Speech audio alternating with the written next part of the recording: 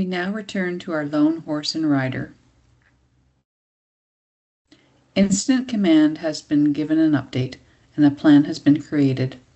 The scene is secured, and a tool staging area is set up. A veterinarian has been called and arrives on scene.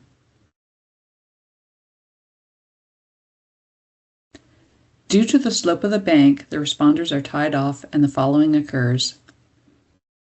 An emergency rope halter and eye protection are put on the horse. The rider is assessed and cared for by first responders.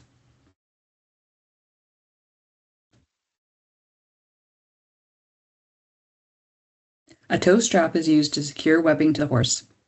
The horse is maneuvered just enough to allow the rider to be moved out from under the horse. The rider is moved to a safe area and cared for by responders.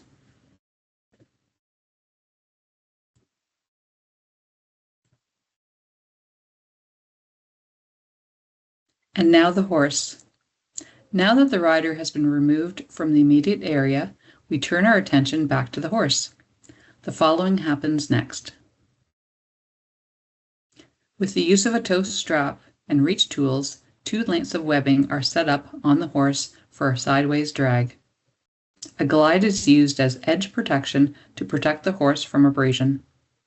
The horse is moved using a sideways drag onto the glide.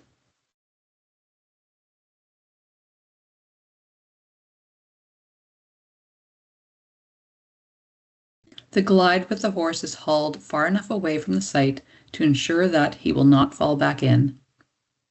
The horse is now under veterinarian care and the rescue is completed.